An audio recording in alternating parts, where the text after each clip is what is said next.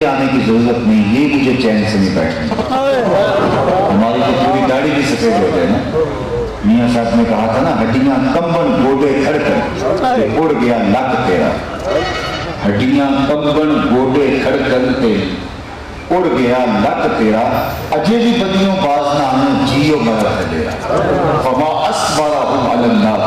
अल्लाह कुरान में फरमाता लोगों का आग पर कितना हौसला। लोग कितने डटाई के साथ कह देते ये जहां मिठा गला किसने देखा। माज़अल्लाह ये महाद का आफत का इनकार है। हजरत सैयदना शेख अब्दुल कादिर अल जीलानी अलैहि रहमह व रिदवान फरमाते हैं, जाओ कब्रिस्तानों में जाके देखो कैसे कैसे हसीनों की मट्टी खराब हो रही है। जो बदन पे चुटकी मट्टी भी नहीं पड़ने देते थे, आज उनके कफन भी तार। ये 4 दिन की कहानी, ये टूट के बिखर जाने वाला था। किस डटाई के साथ, किस जुर्रत के साथ कह दिया जाता है, कोई भी देख लेंगे कितना हौसला है आज पर। फमा अस्बरहुम अलन्नार। आग पर कितनी दलेरी से लोग बात कर देते हैं, हमें उसके हुजूर पेश होना। अल्लाह अकबर। हजरत सिर्री सक़ती रज़ी अल्लाह तआला अन्हु फरमाते हैं, अज़ाब बाकी चीजें तो बात की बात है, मैं इस बात से डरता हूँ कल क़यामत के दिन रब का सामना कैसे करूं। ये वो लोग हैं तताजाफा जुनूबुहुम अनिल मदाजिब, जिनकी करवटें बिस्तरों से अलग रहती हैं, सारी रात खड़े होकर रब को खौफ और तमा में पुकारते। वो कहते हैं मैं इस बात पे डरता हूँ कि रब का सामना कैसे करूं। अल्लाह अकबर। तो ये कितना मुश्किल मरहला है जो हमें दरपेश है। हजरत उस्मान गनी रज़ी अल्लाह तआला को कब्र पे खड़े रो रहे थे, तो कोई गुजरा तो कहा कि उस्मान यूं खड़े रो रहे हो। कहा हुजूर ने इरशाद फरमाया था आखिरत की पहली मंजिल कब्र। तो मुझे तड़पा देता है ये मंजर के कब्र का मंजर कैसा होगा। तो आज मेरे पास भी मौका है, आज आपके पास भी मौका है। आज की जिंदगी अमल के सांचे में ढाल लो, कल मौका नहीं मिलेगा। कल बंदा पुकार के कहेगा या लैतनी क़द्दमतु लिहयाती, काश मैंने जिंदगी को आखिरत की जिंदगी के लिए गुजारा होगा। लेकिन उस वक्त तो फिर कुछ हाथ नहीं होगा। जब जमीन हमवार हो और मौसम भी अच्छा हो तो बीज डाल लेंगे तो कुछ हो पाएगा, और जब जमीन हमारे इलाके में कहते हैं बदतर से निकल गई तो फिर कुछ फायदा नहीं है। आज मौका है, वक्त पर काफी है, कतरा भी आगे खुश अंदाम का। जल गया जब खेत बरस अभी तो फिर किस काम का। मैंने तो कुतब में पढ़ा है कल क़यामत के दिन नेकोकार भी पछताएंगे। बदकारों का पछताना तो समझ में आता है, नेकोकार क्यों पछताएंगे। जब अपने अच्छे आमाल की जज़ा देखेंगे तो पछताएंगे कि चंद लम्हे ज़ाया कर दिए वो भी क्यों ज़ाया कर, वो भी अल्लाह के जिक्र में उसकी याद भी गुजारे। तो आज मौका है, इस मौके को गनीमत समझना चाहिए। एक पंजाबी शायर ने क्या खूब कहा था, आज सावी ने खुले राह ने इंज टोक नोखड़े टोक देने। आज सावी ने खुले राह ने इंज टोक अनोखड़े टोकदे नहीं, तो पवें ते पैंडे मुक जांदे कार बैठे फासले मुकते। आज एक उठने वाला कदम तुम्हें अल्लाह की कुर्बत का रास्ता देगा। कल का पछतावा सवाए हसरत बढ़ाने के और कुछ नहीं। खुशनसीब वो हैं जो अल्लाह के हुजूर हाजिर, उसकी रहमतें आवाज दे रहे हैं। या अय्युहल इंसान मा गर्रका बिरब्बिकल करीम। ऐ इंसान आजा पलट के तेरा रब बड़ा ही करीम। मुझे बताओ कोई यूं भी आवाज देता है? कभी मुजरिम का ताक़ुब करते हुए पुलिस को देखा है आपने? सख्त वीर उस्ताद हो और शाहीद का ताक़ुब करता हुआ आपने देखा होगा। लेकिन जो बागी है, सरकश है, मुतमर्रद है, मालिक की तहरीर छोड़ के भाग रहा है, अल्लाह की रहमतें उसको आवाज दे रही हैं। या अय्युहल इंसान, ओ भागे हुए इंसान, मा गर्रका बिरब्बिकल करीम। आजा पलट के तेरा रब बड़ा ही करीम। आजा पलट के तेरा रब बड़ा ही करीम। अच्छा, रब के अंदर क्या शान थी, लेकिन आगे अल करीम उसकी सिफत है। आना तो तुम्हें है ही, फिर जो कफन में मुंह छुपा के आता फिरेगा, अच्छा नहीं खुले मुंह नहीं आता। फिर जो लोग तुझे उठा के लाएंगे, अच्छा नहीं अपने कदमों से चल के आना तो तुम है, भाग नहीं सकेगा। राह फरार नहीं है, रुस्तगारी नहीं है, भाग तो सकता ही नहीं। आना तो तुझे पड़ेगा, लेकिन कितना अच्छा हो कि अपने कदमों से खुद चल के आ जाए। उसकी रहमत के दर खुले हुए, اور وہ کیا کہہ رہا ہے؟ ما غرک بربک الکریم، دیکھ میں تیرا رب لگتا ہوں، اور آگے لفظ الذی خلقک، میں تیرا خالق لگتا ہوں۔ ذرا اس لفظ کے اندر اترنے کی کوشش کیجیے۔ رب بندے سے اپنے رشتے بیان کر رہا ہے کہ میں تیرا رب بھی لگتا ہوں اور میں تیرا خالق بھی لگتا ہوں، اور تو مجھے چھوڑ دیا کہ جو تیرا خالق ہے۔ میں آپ سے سادہ سا ایک سوال کرتا ہوں، اور وہ یہ کہ ماں کو اولاد سے کتنا پیار ہے؟ کسی دنیا کے ترازو پہ ماں کے پیار کو تولا جا سکتا ہے؟ یہ ہم دیکھتے ہیں کہ سڑک کے اوپر بڑے بڑے ترازو نصب کر دیے گئے ہیں، کنڈے لگا دیے گئے ہیں، جس پر پورا ٹرک اور کنٹینر تولا جاتا ہے۔ تو میں اپنے دوستوں کو کہتا ہوں، آج تک کوئی ایسا کانٹا ایجاد نہیں ہوا جس پر ماں کے پیار کو بھی تولا جاتا ہے۔ ماں کے سینے میں تڑپتی ہوئی جو ممتا ہے، اولاد کے لیے جو پیار کا ایک رکھا ہوا جہاں ہے، اس کی کوئی مثال ہی نہیں ہے۔ ایک شاعر ہوئے تابش، اس نے ماں کے پیار کو کتنے خوبصورت پیرائے میں بیان کیا۔ ایک مدت سے میری ماں نہیں سوئی تابش، ایک مدت سے میری ماں نہیں سوئی تابش، میں نے ایک بار کہا تھا مجھے رات کو ڈر لگتا ہے، ماں بچپن میں میرے منہ سے نکلا تھا کہ امی مجھے رات کو ڈر لگتا ہے۔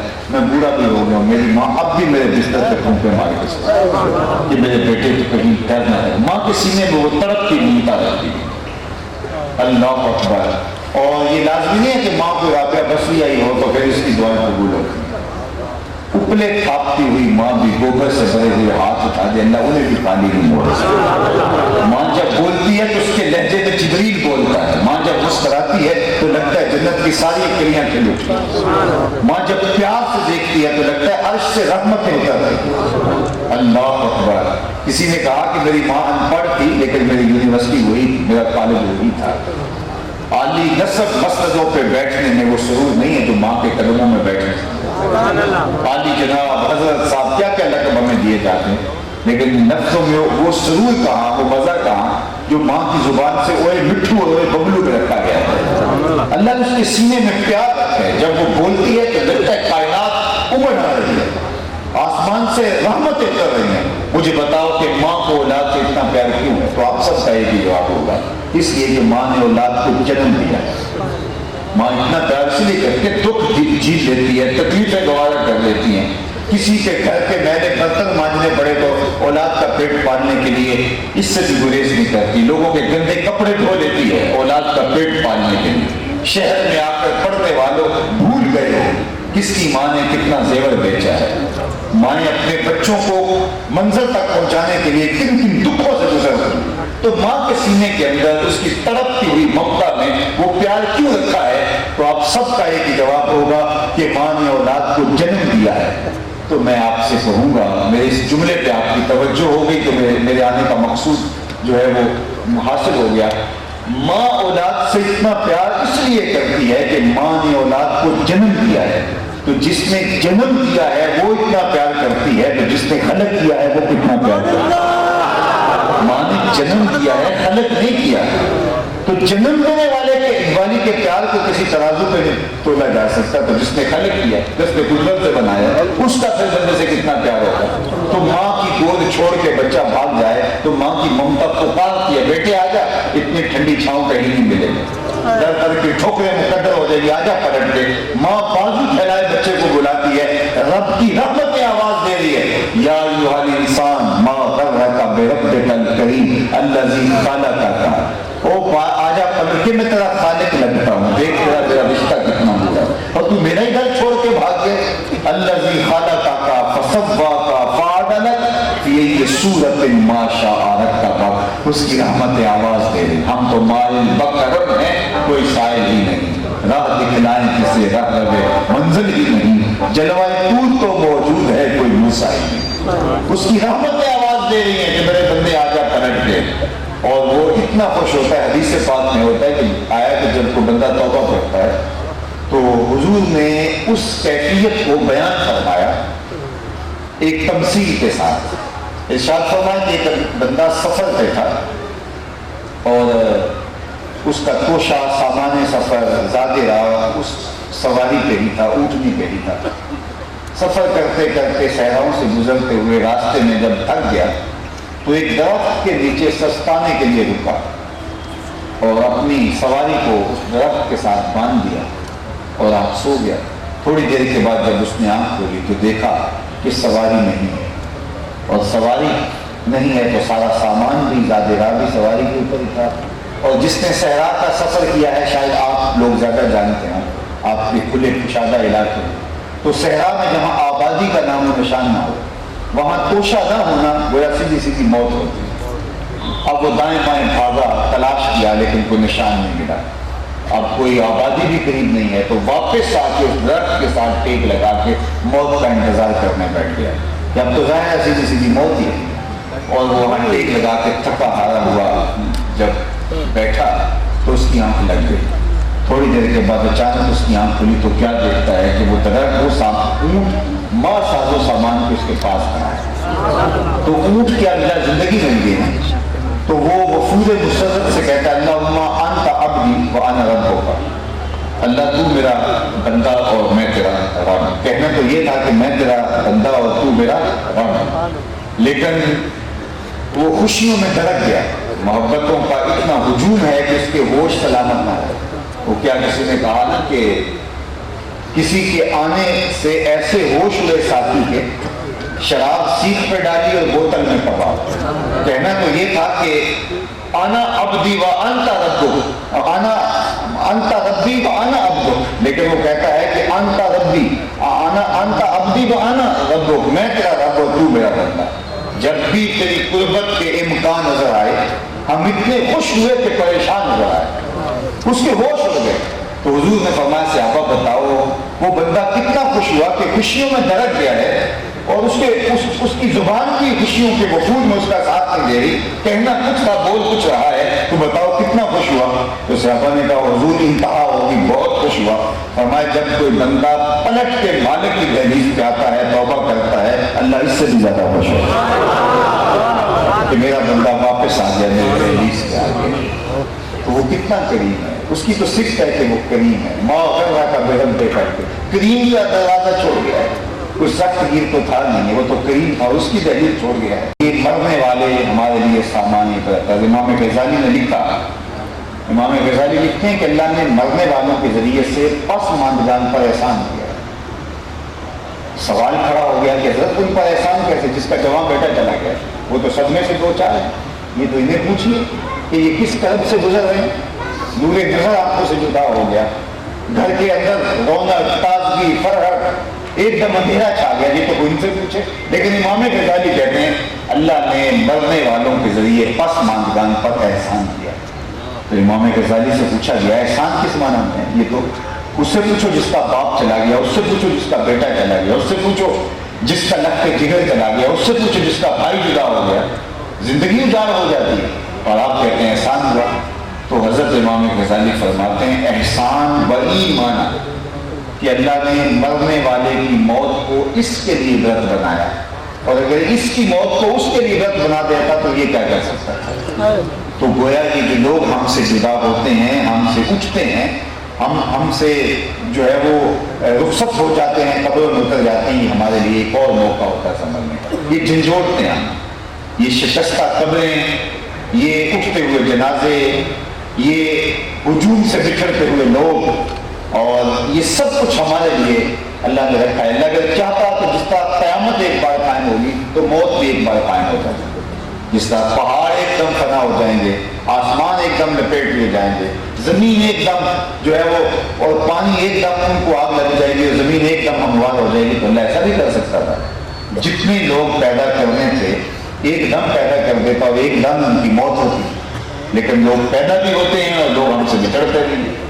تو اس پر علماء نے بڑی خوبصورت گفتگو کی ہے، کہا کہ اگر ایسا ہوتا تو لوگ موت کا انکار کرتے، جس طرح کتنے لوگ ہیں کہ جو معاد کا انکار کرتے ہیں، وہ کہتے ہیں کہ مرنے کے بعد اٹھائے جائیں گے۔ وہ ایسے مکہ تو ڈٹ کے کہتے ہیں، سورہ یاسین کا آخری حصہ دیکھ لیجیے، وَضَرَبَ لَنَا مَثَلًا وَنَسِیَ خَلْقَهُ قَالَ مَنْ يُحْيِي الْعِظَامَ وَهِيَ رَمِيمٌ۔ تو آپ کی بیان کرتا ہے اور اپنی تخلیق کو بھول گیا ہے، اور حضور آپ کے پاس آ کے کہتا ہے کہ ہم جب اتنے شکستہ ہو جائیں گے، ہڈیاں ہماری مٹی میں دھل جائیں گی، تو کیا دوبارہ اٹھائے جائیں؟ یہ نضر بن حارث تھا، بہت بڑا کافر، اور وہ کہیں سے قبرستان سے پرانی ہڈی اٹھا لایا اور حضور علیہ السلام کے سامنے کھڑا ہو گیا اور ایسے ہڈی کو توڑتا تھا، اس کے ریزے زمین پہ گرتے تھے اور 7 سوال پوچھتا تھا، ان ہڈیوں کو زندہ کون کرے گا جو اتنی پوسیدہ ہو گئی ہیں کہ میرے ہاتھوں کا لمس بھی گوارا نہیں کر پاتی، گر جاتی ہے؟ تو آپ کہتے ہیں کہ مرنے کے بعد اٹھائے جائیں گے، تو ان ہڈیوں کو کون زندہ کرے گا؟ وَضَرَبَ لَنَا مَثَلًا وَنَسِيَ خَلْقَهُ قَالَ مَن يُحْيِي الْعِظَامَ وَهِيَ رَمِيمٌ۔ ان ہڈیوں کو کون زندہ کرے گا جب یہ اتنی وسیدہ ہو گئی؟ اب جواب سنیے، اللہ اکبر، قرآن تو پھر قرآن ہے۔ یہ سوال کرتا ہے، ہڈی توڑتا ہے، اس کے ریزے زمین پہ گرتے ہیں اور کہتے ہیں ہڈیوں کو کون زندہ کرے گا؟ اب جواب آیا، قُلْ یحییھا الذی انشأھا اول مرہ وہو بکل خلق علیم۔ اے محبوب فرما دیجئے اب تو پھر بھی بکھرا ہوا میٹیریل ہے، جب ہڈیاں بھی نہیں تھی جس نے انسان بنایا جوڑ کے بھی بنا دیا۔ اب تو میٹیریل موجود ہے، اس وقت مادہ بھی نہیں تھا، نقشہ بھی نہیں تھا۔ هل اتى على الانسان حين من الدهر لم يكن شيئا مذکورا، یہ قابل ذکر چیز بھی نہیں تھا، تو اس کو تخلیق کیا، اس کو بنایا اور اس کو نقشہ دیا، آنکھوں میں روشنیاں رکھی، کانوں میں شنوائی کی طاقت، زبان میں گویائی کی قوت، اس کو دھڑکتا ہوا دل دیا، اس کو کیا کچھ نہیں عطا کیا۔ تھا تو یہ مٹی کا پودا اور ایک وقت مٹی بھی نہیں، تو آج تو میٹیریل موجود ہے، بکھر گیا ہے۔ جب میٹیریل بھی نہیں تھا اس وقت بھی ہم نے اس کو بنا دیا، تو اس کو جوڑ کے بنانا ہمارے لیے کیا مشکل ہے۔ اللہ اکبر۔ تو موت کا لوگ انکار اس لیے کرتے ہیں کہ اٹھتے ہوئے لوگوں کو دیکھا ہے، موت کا انکار اس لیے نہیں ہوتا کہ مرتے ہوئے لوگوں کو دیکھیں۔ تو اگر اللہ تعالیٰ جل شانہ تمام لوگوں کو یکبار بھی مار دیتا تو پھر لوگ موت کا انکار کر رہے ہیں تو موت کا بھی انکار کرتے۔ تو موت گویا اللہ تعالیٰ کی طرف سے ہمارے لیے انعام ہے کہ جو ہمارے اندر سے ہمارے لوگ بچھڑتے ہیں، اگر یادداشتوں پہ زور دیں تو کتنے بچپن کے ساتھی، کتنے رشتہ دار، کتنے گلی محلے کے بزرگ جو تھے اور آج نہیں ہیں، تو موت کا تو انکار ہی نہیں ہو پاتا۔ اور ہم ایک لمحے کے لیے سوچتے ہیں، بالخصوص جب جوان میت ہوتی ہے اس وقت تو پھر سانسیں رکنے لگتی ہیں کہ نہ جانے ہم کب چلے جائیں۔ تو یہ ہمارے لیے اللہ تعالیٰ نے عبرت کا موقع رکھا ہے۔ اللہ تعالیٰ جل شانہ کی بارگاہ میں بس صحیح میں طلب دعا ہے کہ اللہ مرحوم بچے کو کروٹ کروٹ جنت کی بہاریں عطا فرمائے، اور ان کے والدین کو، بھائیوں کو، والدہ مرحومہ کو، والد گرامی کو، خاندان کے دیگر لوگوں کو اللہ اپنی جناب سے صبر عطا فرمائے، اور میرے اور آپ کے لیے بھی کہ اللہ ہم سب کو اپنی اخروی زندگی کے لیے اچھے اعمال بجا لانے کی توفیق۔ آج ہیں کوئی نہیں پتا کل ہوں گے کہ نہیں۔ فرمایا گیا موت اور زندگی کے بارے میں کیا خیال ہے؟ تو ایک شخص نے کہا حضور فجر کی نماز پڑھی ہے، پتہ نہیں ظہر پڑھ سکیں گے یا نہیں۔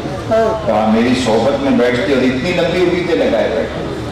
کہا ظہر پڑھی ہے، پتہ نہیں اثر پڑھ سکیں گے یا نہیں۔ کہا یہ بھی ٹھیک ہے۔ ایک بولا اثر پڑھی ہے، پتہ نہیں مغرب پڑھ سکیں گے یا نہیں۔ کہا یہ بھی لمبی امیدوں کی باتیں۔ تو عرض گزار ہوا ایک صاحب، جناب ایک رکعت پڑھی ہے، پتہ نہیں دوسری رکعت بھی پڑھ سکتے ہیں۔ فرمایا یہ سب تمہارے منہوں کی باتیں ہیں، میں تو کہتا ہوں ایک طرف سلام پھیرا ہے، پتہ نہیں دوسری طرف سلام پھیرا۔ کہتے ہاتھوں سے نکل گیا۔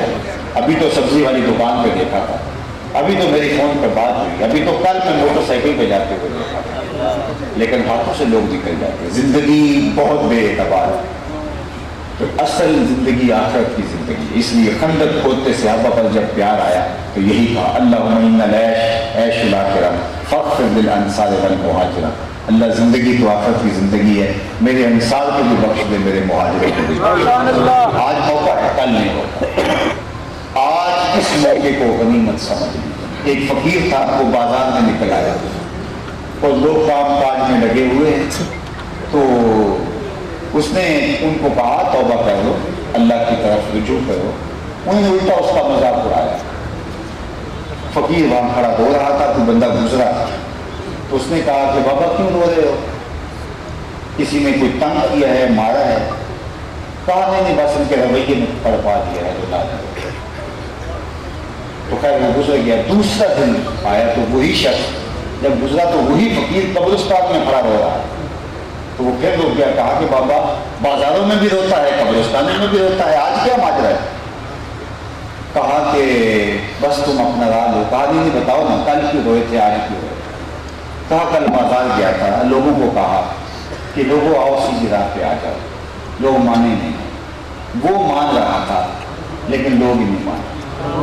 اور آج میں ادھر آیا ہوں، آج یہ مان رہے ہیں وہ نہیں مان رہے، تو آج وہ مان رہا ہے، رحمت کے در کشادہ ہے، مائل بکرم ہے وہ کہتا ہے کہ بس دمت العاصی خود سے والا غضب ربی، بس ایک آپ کا آنسو سارے گناہ مٹا ڈالے، التائب من الذنب کمن لا ذنب لہ، بس توبہ کرنے کی دیر ہے، گناہ ایسے مٹا دوں گے جس کا ہوں گے، بلکہ فرمایا تمہارے گناہوں کو بدل کے نیکیوں میں تبدیل کر، تم آؤ تو صحیح میری چوکھٹ پہ میری دہلیز۔ حضرت عمر جا رہے تھے بازار میں تو ایک شخص ہاتھ میں شراب کی بوتل پکڑی اور آ رہا ہے، تو حضرت عمر کا تو ماجرا آپ جانتے ہیں کہ بروقت جو ہے وہ وہاں دوسرا ہاتھ میں ہوتا تھا اور ہاتھ جاری کر دیتے، تو اس کو کہا کہ قریب آیا تو کہا کیا ہے، اس نے دل ہی دل میں کہا مالک آج عمر کے قہر سے بچا لے، سچی توبہ کرتا ہوں آج کے بعد شراب نہیں، اور اس کو بغل میں دبا لے، اتنے میں حضرت عمر بھی سر پہ پہنچ گئے، پوچھا کہ یہ تیرے پاس کیا ہے،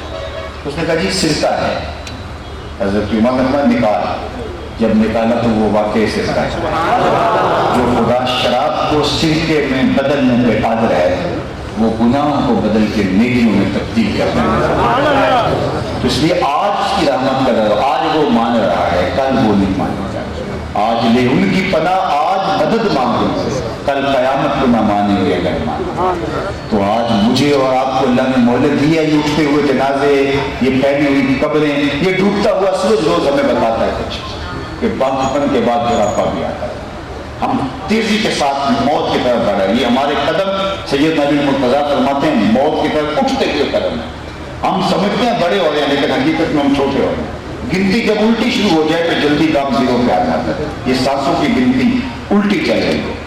ایک بزرگ فرماتے مجھے ان الانسان لفی خسر کا ترجمہ سمجھ میں نہیں آتا تھا کہ جو انسان خسارے میں ہے، میں نے کہا انسان خسارے میں تو نہیں ہے، انسان تو جو ہے وہ دن بدن عروج اور پاکپن پا رہا ہے، ایک زمانہ تھا کہ پہننے کے لیے لباس پورا نہیں ہوتا تھا، اور آج اتنے لباس ہیں، موسم بدل جاتا ہے لباس بدلنے کی باری نہیں آتی، لوگوں کو نان شبینہ میسر نہیں تھا، اور آج ٹیبل پہ اتنے کھانے ہوتے ہیں کہ مشکل ہو جاتا ہے انتخاب کون سا کھائیں اور کون سا چھوڑیں، کون سا چھوڑ دیں، یہ لشکارے مارتی مارکیٹیں، یہ تاج پل کی بچھی ہوئی سڑکیں، یہ عالی نصب پلازے، یہ زندگی کا جمال، یہ خوبصورتیاں، اللہ اکبر، یہ بھی کبھی سوچا تھا کہ منرل واٹر پیئیں گے ہم، یہ کل کی کہانی ہے، کہاں سے کہاں انسان چلا گیا، تو کہا کہ انسان خسارے میں، میری سمجھ میں نہیں آ رہا، کہتے ہیں میں ایک سمرقند کے بازار سے گزر رہا تھا اور ایک آدمی برف کی سلک کے جو پتھر کی سلک کے اوپر برف رکھ کے بیچ رہا تھا اور ساتھ آوازیں لگا رہا تھا، آج کل تو یہ پاپڑ بیچنے والے بھی آواز لگاتے ہیں، اس زمانے میں وہ پتھر کی سلک کے اوپر برف رکھ کے بیچ رہا تھا اور ساتھ آواز لگا، آواز کیا تھی، ارحموا ارحموا علی من یذوب راس مالہ،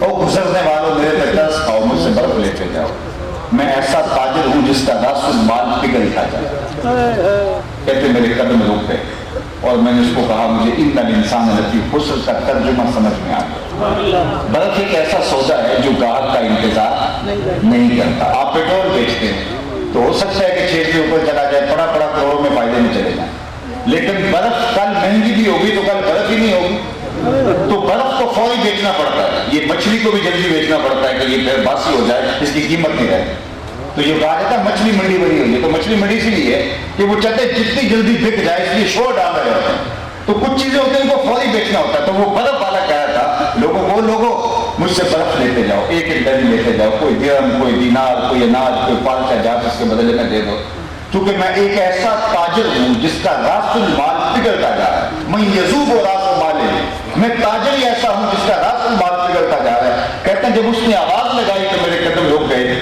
میں نے کہا ان الانسان لفی خسر، مجھے اس کا آج ترجمہ سمجھ میں آیا، جس طرح تیری برف پگھلتی جا رہی ہے میری زندگی پگھلتی جا رہی ہے، تیری برف قطرہ قطرہ پگھل رہی ہے میری زندگی سانس سانس پگھل رہی ہے، اور اگر تو اس برف کو ابھی بیچ دے تو اس کے بدلے میں 4 آنے کما لے گا، اور میں ان سانسوں کے بدلے درود پڑھ لوں، ان سانسوں کے بدلے قیام کر لوں، ان سانسوں کے بدلے رکوع کر لوں، کسی دکھی کے سر پہ ہاتھ رکھوں، کسی پریشان حال اور دکھی کی مدد کر دوں، تو یہ میری سانسیں کام آ گئی، ورنہ تو یہ سو کے بھی گزر جائیں۔ تو خوش نصیب وہ شخص ہے جو اپنی زندگی کی قیمت کو جانتا ہے، سب سے قیمتی اثاثہ جو ہمیں دیا گیا ہے وہ سانس ہے، وہ وقت ہے، وہ زندگی ہے۔ امام شافعی فرماتے ہیں مجھے فقیروں کی 2 چیزوں نے بڑا نفع دیا ہے، اور وہ بہت بڑے عالم ہو کے حضرت بشر حافظ کے پیچھے دوڑتے تھے. تو کسی نے کہا کہ تم اتنے بڑے عالم ہو اور بشر حافظ سے کیا ڈھونڈتے ہو؟ تو آپ نے فرمایا کہ یہ امام احمد بن حنبل نے کہا، فرمایا کہ احمد بن حنبل جس رب کو مانتا ہے بشر حافظ رب کو جانتا نہیں. تو شافعی علیہ الرحمہ فرماتے دو چیزوں نے بڑا نفع دیا. ایک تو صوفیاء کا یہ قول کہ الوقت سیف قاتل، وقت کاٹ دینے والی تلوار ہے. اگر تم وقت کو تم کاٹو گے تو اپنی مرضی سے کاٹو گے، ورنہ وقت تمہیں کاٹ لے گا. اور دوسری صوفیاء کی بات نے مجھے یہ نفع دیا کہ اپنے آپ کو نیکی میں مشغول کر لو، ورنہ شیطان اور نفس تمہیں برائی میں مشغول کر دے. تو اپنے آپ کو اس طرح سے تانا بانا بن لو اپنے گرد کہ تم خیر کے کاموں سے ہی فرصت نہ پاؤ، ورنہ شیطان اور نفس تمہیں مشغول کر دے گا گناہ کے کاموں میں. قیمتی گھڑیاں جو موتیوں سے بھی زیادہ قیمتی ہیں برباد ہوتی چلی جائیں گی. تو اللہ نے یہ ودیت کی ہیں سانسیں، یہ زندگی دی ہے، اس زندگی کو غنیمت جانو، آخرت کے لیے گزارو. آج موقع ہے، کل نہیں ہوگا. آج وہ مان رہا ہے اور کل وہ نہیں مانے گا. آج کی فرصت کو غنیمت جان لو. وقت پر کافی ہے، قطرہ بھی آب خوش ہنگام کا، جل گیا جب کھیت برسا نہیں تو پھر کس کام کا. میری دعا ہے بارگاہ یزدی میں کہ ہمارے میزبان عالی مرتبت کو اللہ توفیق صبر عطا فرمائے. ہمارے ختم نبوت کے عظیم مبلغ جنہوں نے اپنی شبانہ روز کوششوں سے کتنے قادیانیوں کے سینوں میں ایمان کا چراغاں کیا اور اپنا سارا شباب اور شباب کی ساری جولانی اس راستے میں لگا دی. تو انہوں نے مجھے بتایا کہ ہمارے میزبان محترم جناب پیر عثمان غنی صاحب ان کے ساتھ جو ہے وہ کشاں چلتے ہیں اور ان کے ہم سفر ہیں. اللہ اس کی بھی کو بہتر جزا اور صلہ عطا فرمائے. آپ جس شوق فراوان کے ساتھ تشریف لائے، میں آگے کہیں اور میرا انتظار نہ ہو رہا ہوتا تو میں مزید آپ سے کچھ کلام کرتا، لیکن جو کہا گیا اللہ اصل کی شیرینی ڈال کے روحوں میں اتار دے. وہ کیا کسی نے کہا تھا طوفان میں نور ڈالنے سے چشم فائدہ، دو اشک بھی بہت مہنگا اثر کرے. اگر یہ میری باتیں آپ کے دل تک پہنچ گئی تو میں سمجھوں گا کہ میرا آنا بابرات ٹھہرا. اللہ اپنی خاص عنایتوں کا حاصل غافر دے. وآخر دعوانا الحمدللہ.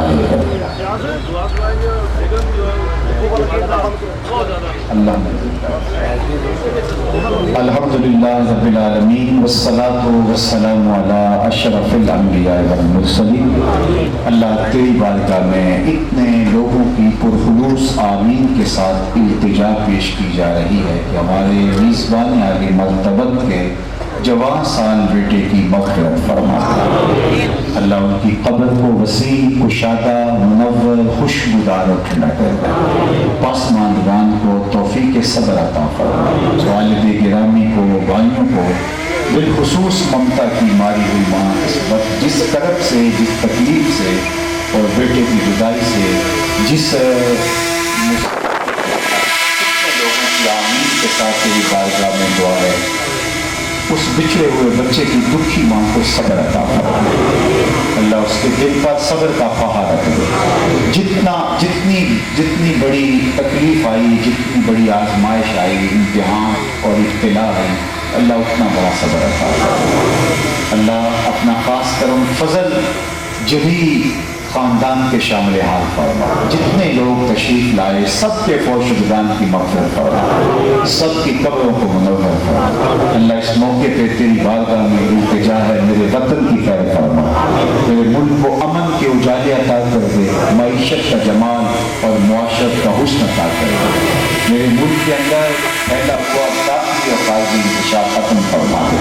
اللہ میرے ملک کو حقیقی استحکام نصیب فرما، سیاسی استحکام نصیب فرما اور معاشی استحکام نصیب فرما. پوری دنیا کے مسلمانوں کو کھویا ہوا وقار دے دے. جہاں جہاں بھی امت مسلمہ ظلم اور جبر کی باہوں میں پسی کرا رہی ہے، نجات عطا فرما. وصلی اللہ تعالی علی النبی الامین وآلہ وصحبہ اجمعین. یہ سب کرو کہ لنگر کھا کے جان کے باقی بیٹھو والے عرفان صاحب کا بیان آپ تشریف رکھیں. جتنے بھی آبا موجود ہیں میں سبھی سے گزارش کرتا ہوں کہ مہربانی فرمائے تشریف رکھیں، لنگر کا وسیع انتظام ہے، لنگر کھا کر جائیں۔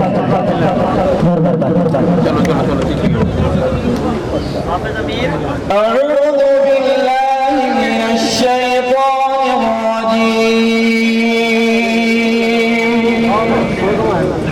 بسم الله